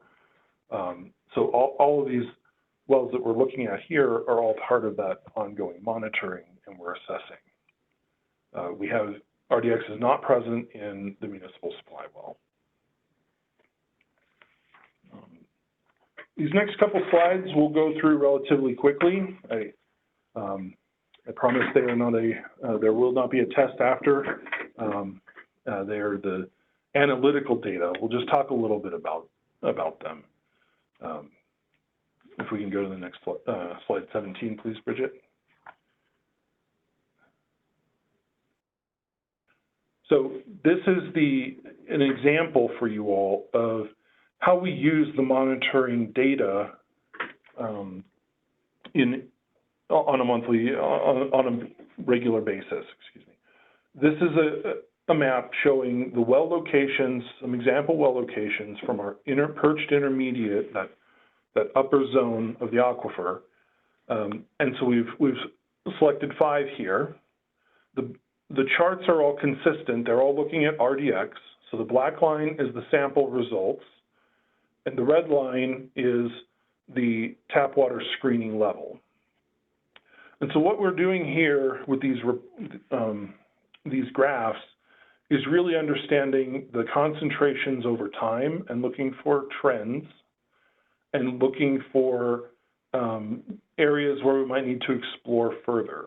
So for example, the 2 graphs at the top, CDV 9.1I screen 1 and CDV 16.2IR, both of those we're noticing and are watching the trending because they are indicating an increasing trend of concentration.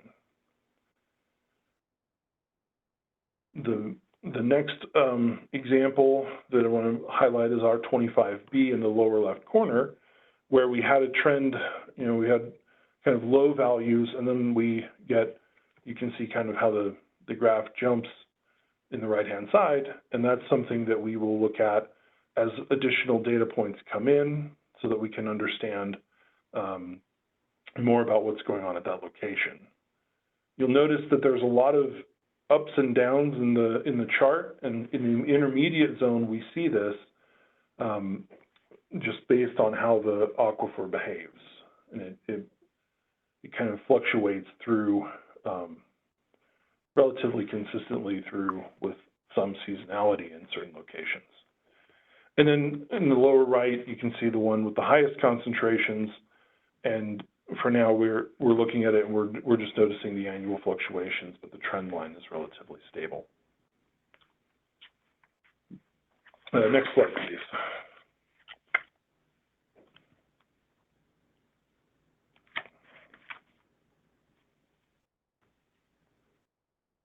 Here, this is the regional aquifer, so a series of locations from the regional aquifer.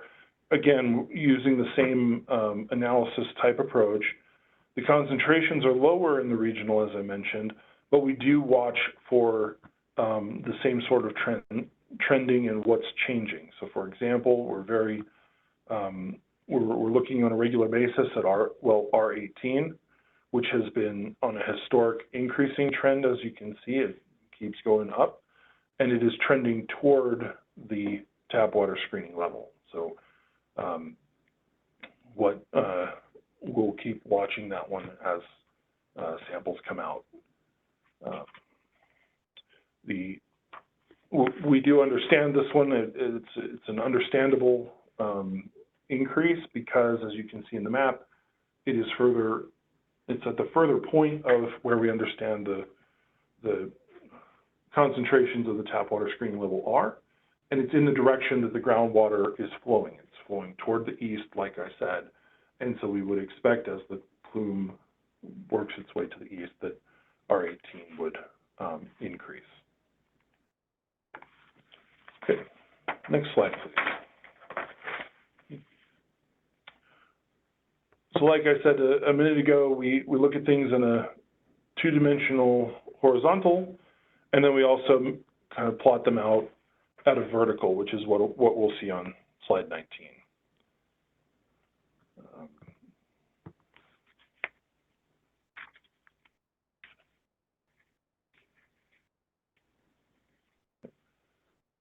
So here we have our understanding of the, this is the cross section. And so here you can see the different well locations that are in the cross section and the relative location sampling points. And what this is kind of showing is that same toward the east migration.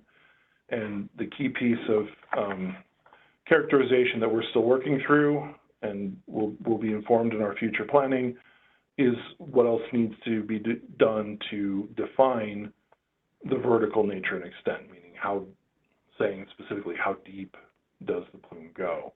We have our locations and we may need to evaluate that in the future as additional data and results come in. All right, next slide, please. So the risk assessment was a deliverable that we turned in 2022, and that risk assessment looked at a lot of different data, a lot of different sampling in our model to see where the RDX plume would go and how long it would take. And as I mentioned, the groundwater moves at a rate that would mean it would take about, another 200 years thereabouts to move to a place where the it could be accessed by the nearest municipal drinking well. The on-site risks, the ones that are at the surface and the location of this plume, we have that covered with the institutional controls and the remediation that we had performed before. And so this is where this document and this analysis is where we get to the assessment that the RDX plume is a lower risk relative to the chromium plume, and where our focus goes toward the chromium plume more often. Next slide, please. Coming to the end. So the future right now. So what we're doing right now, as I've been saying, is we're characterizing, we're doing our monitoring and surveillance to assist in informing where we will further characterize this plume in the future. And we continue to do the long-term maintenance monitoring plan and assessing the project. Let me see here. And I think the next one is references with all of the good information and nighttime reading that these are all the different reports that kind of document this project. These are all available in the public reading room to go over the information, but we're not going to talk about those today. And I think that's the end of the presentation.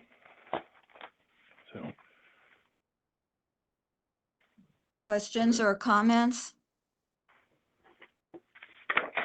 Looking for raised hands. Beverly? Eleanor. Oh, sorry, Steve, go ahead. No, let Eleanor Stephen. go. Okay, Okay. thank you, Mr. Barris. Does this plume affect any wildlife or any local vegetation? That's a good question. We do monitor at the surface for contamination at the surface. I'd like to introduce Don Hickmott really quickly to have him address it a little more specifically for you.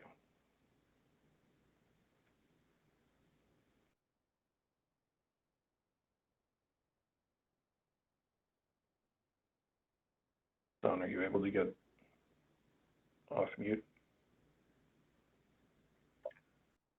Can you hear me now? Yes. Thank you. Back in the late 90s and early 2000s, when we were working on the characterization of the surface system, we did a ecological risk assessment in Canyon Divide, in which we sampled biota, including small mammals, and also did studies of the health of invertebrates in the Canyon Divide stream relative to other similar ecological systems on the Pareto Plateau.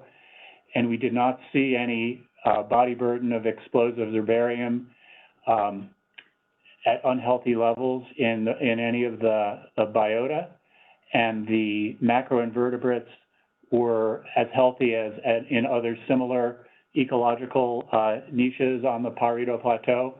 So we did do some explicit studies that were focused on the creatures out in Canyon Divide.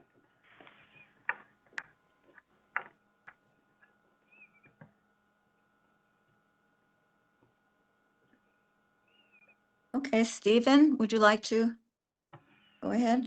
Yes, ma'am. Adam, 2 questions.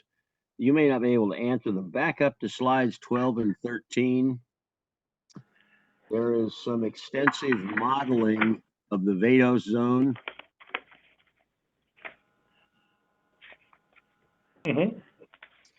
Has anything, you may not be able to answer this, has anything similar been done with respect to the chromium plume? Without going into specifics on the chromium plume, I can say yes. Work in similar models have been developed for the chromium plume. It is a standard, you develop a conceptual site model for your hydrogeology is a pretty standard part of groundwater contamination. And that has been done, and is that available to us? For the chromium plume, the current information is available, but I can't speak to which document would best describe that for you. The other question I have is sort of a beginning question. Was there ever initially an evaluation done that said if we do nothing and we let the RDX plume drift downstream, the chances of there being anything significant happening are slim and none? Or how was that? Was there ever such a risk assessment undertaken, to your knowledge? The consent order envisions that process as part of the corrective measures evaluation. That sort of question would be answered in that part of the process. And for this project, the RDX project, we're not yet at that stage. Hey, Adam, it's Brad Smith. We need to take that as a question and get back. Can we do that, Adam? Yes, sir. Thank you, Beverly. Thank you, Adam. Stephen. Mark, you had your hand up? Yes, thank you, Beverly. The question I have, Adam, is regarding any testing of plant life and potentially worms underneath, if any exist there, and any animals that might be in the vicinity, like rats or mice. What are you finding, if anything?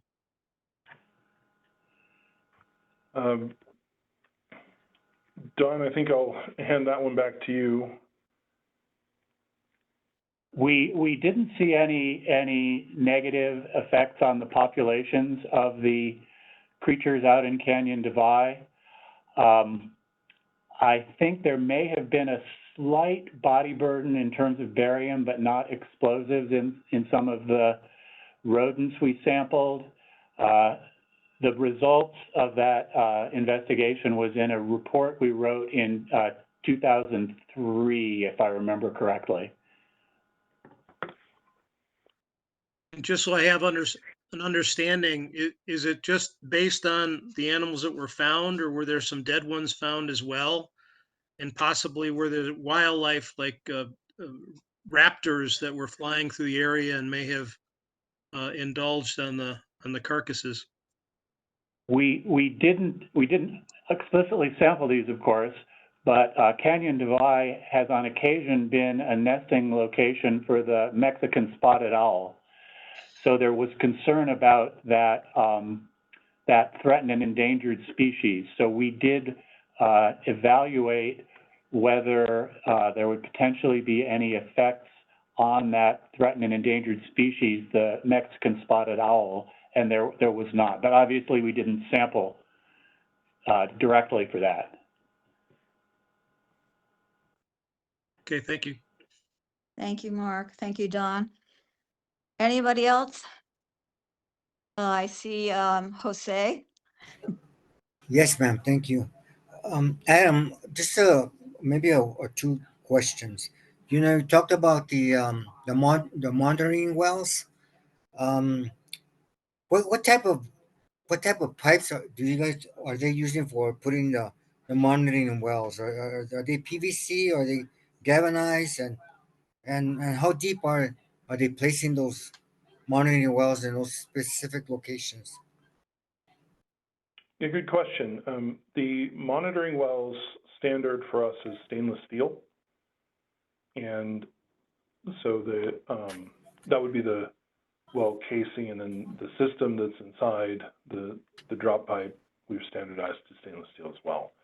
The depths vary depending on location. And as I mentioned in a previous slide, it's, you know, for the regional monitoring wells, those we're looking at a range of between 1,200 and 1,400 feet below the ground surface. Wow, okay. All right. And are they going to be there temporary, or are they going to be there permanent after the project is all done? They are part of the monitoring group, and we have no plans to plug and abandon them in any of our out year planning. Nice. Thank you. That's cool. Appreciate it. Thank you, Jose. I don't see any other questions, but I have a few. You mentioned there was some soil remediation done at the site. Was the 260 outfall completely remediated? The soil that I'm referring to is part, you know, it would be in that area. And so the surface has been remediated, yes. Surface also included in the outfall down the canyon? It includes, it's all been remediated? includes the area that it goes down. So if I recall, it drops. And so, yes, we can get you more details about the part where it goes down into over the canyon edge. But the important part is that the surface remediation would have cleaned up anything that was on the surface, and that was included in the completion report that we turned in. Hey, Beverly, we did an initial cleanup, an interim measure in 2001. There were a few hot spots of RDX based on our confirmatory sampling. So we went back, and I think it was 2009, and basically cleaned up those hot spots to meet risk-based cleanup levels. I see. Thank you, Don. You mentioned that it looks like you don't have the full extent of the plume. Is that my understanding? Is that correct? That's correct. And do you know, so you said there was more, your presentation said there was more contamination in the perched aquifer rather than the regional. Do you know if there's any connection from the perched aquifer to the regional aquifer, and if that the RDX is contaminating, from getting contamination from the perched aquifer, if the regional aquifer is getting more contamination from the perched aquifer? I think I'm going to let. That makes sense? Yes, it does. I think I'm going to let Dawn answer that one for you. I mean, just like with the chromium plume, the conceptual model does show that quite a bit of the contamination is held up in the beta zone in the perched aquifers and potentially in macropores and fractures and so on. And that contamination in the upper systems, the perch zones, is dripping into based on the conceptual model, is dripping into the regional aquifer. That's part of the conceptual model for both the RDX plume and the chromium plume.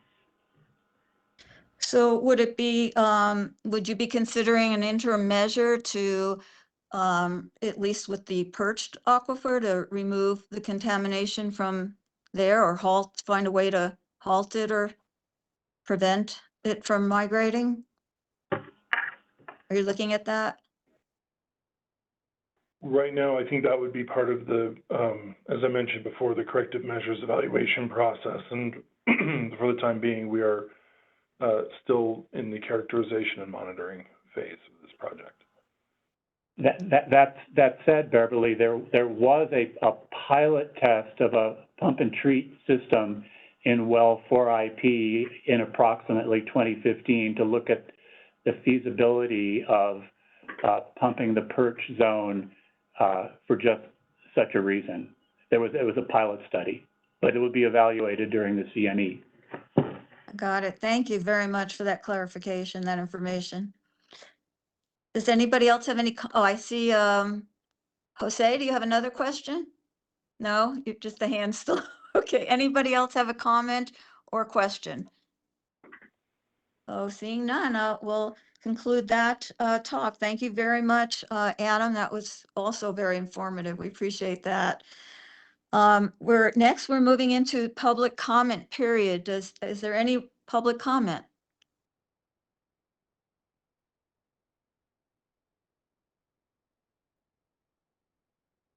I'm just scrolling through the names to see if any hands are up. I see somebody, Scott Kovac.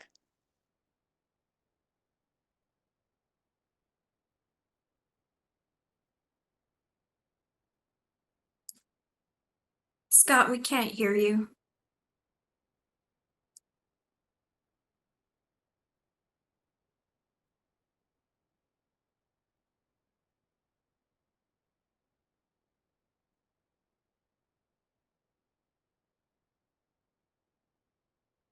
Sorry, Scott, we're still not hearing you.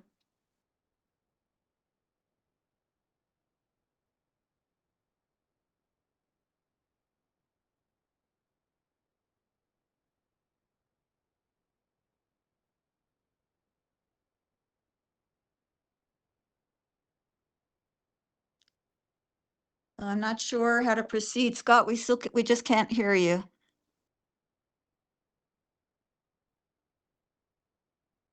This is Okay. Kelly Snyder. If he would like to submit his public comment in writing, we can make sure to share that with the members of the board, and it would also be included in the minutes of the meeting. Thank you. Thank you. Is there any other public comment? Okay, I'm not seeing any. So we'll have an update from our executive director, Bridget Maestas. Beverly, thank you. Thank you, Bridget. Our next board meeting will be September 17th. Probably on WebEx again from 1 to 4. At this meeting, we'll hold elections for chair and vice chair, who will serve a one-year term from October 1st, 2025 through September 30th, 2026. Other than that, I don't have any other updates. Any questions for Bridget? Mark? Let's see, Kelly, thank you. Oh. Sure. I just wanted to see if Bridget could put her email address or where she would like the public comment period, public comment sent to. I will include that in the chat. Thank you. Thank you. And Mark Hayden? Thank you, Beverly. I have a question. I think it's for Bridget, possibly for Kelly. Do we have confirmation from the DOE on the current status of the CAB board members, or is that still in process? Would you like me to cover that, Bridget? Yes, and that would be for Mark's status and then probably also for DDFO. Absolutely.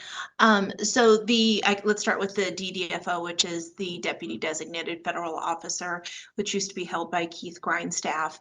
I'm currently covering those duties during public meetings like this, and Ellie is covering on day-to-day operations as the alternate DDFO. But from my understanding, the Los Alamos office is looking into determining a path forward for a permanent DDFO. Now, regarding membership appointments, they are underway.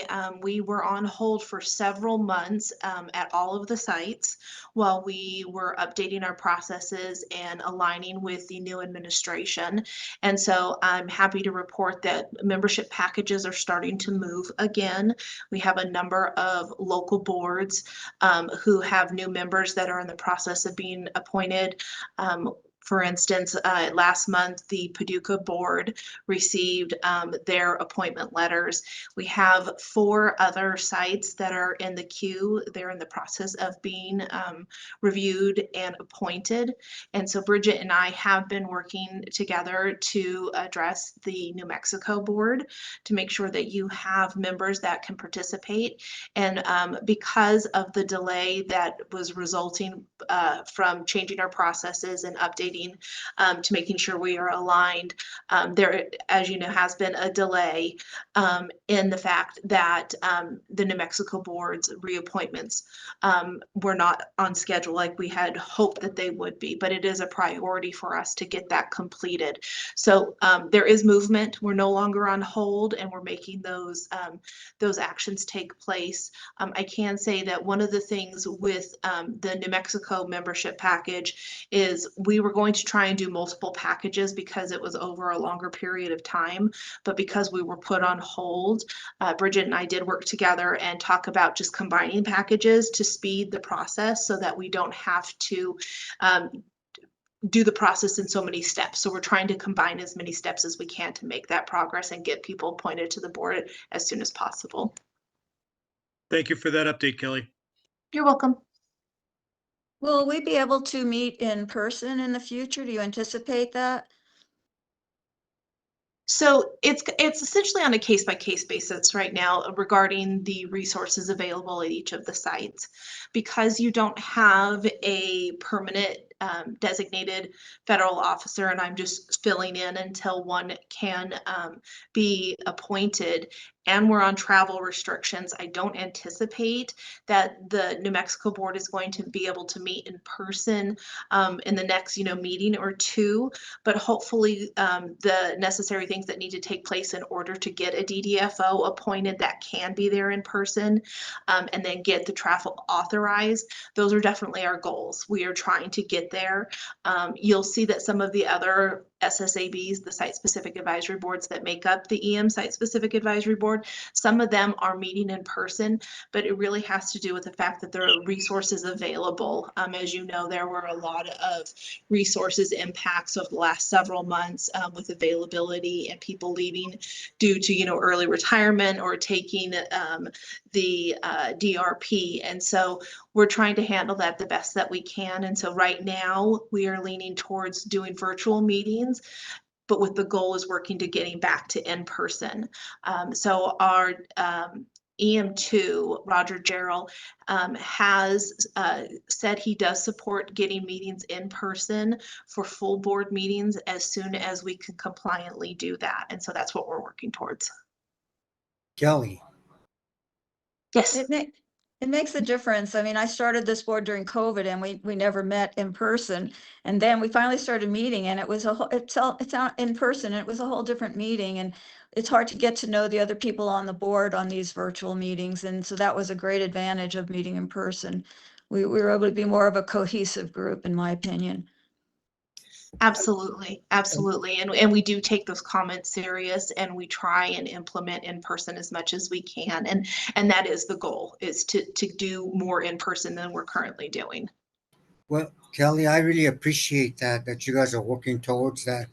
New Mexico is different. We're not New York City or Washington D.C. We are New I Mexico. understand. I'm from New Mexico, so Yeah. I am a local. I was born and raised in Gallup, so I understand the state. Yeah, the heart and the soul of northern New Mexico is alive and well, and I really like to see that process come back to where we're talking to each other como la gente, like real people. Yeah, the virtual's cool. It's okay. We get the message across, but I think the connection, the human connections of being human beings, good human species, good the humanity that we are, good people, Absolutely. is part of that. Thank you so much.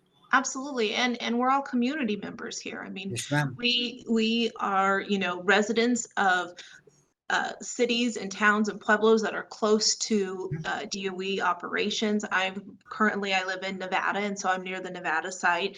And I understand how important it is to build relationships both in person and online for those that are not close. And so we do take that really seriously because I want to make sure that the advisory board is worth your time. I really respect everybody's time. I know you're all volunteers, and we want to make sure that being on the board and giving your time to improve the cleanup program is appreciated and it is fulfilling for you. Well, muchas gracias. Thank you. Any other comments? Beverly, this is Steve. I just wanted to Okay. thank you for a great job of filling in. We Thank appreciate you. it. Appreciate that. I second that. Beverly, you did a great Thank you, job. Eleanor. Yeah, I think we all agree you did a great job. Thank you. I'll pass the baton to Kelly then. Thank you very much. Well, thank you again for letting me preside over the meeting. You guys are completely self-sufficient. I did very little other than learn a lot and really appreciate all of the conversation that was taking place. So you made my job very, very easy. Like I said a minute ago, I do appreciate everybody's time and volunteering to make the program better. I anticipate that I will be at your next full board meeting, but we are working towards trying to get things back to normal or our new normal. So thank you all for your time. And if there's no further comment, I declare the meeting adjourned.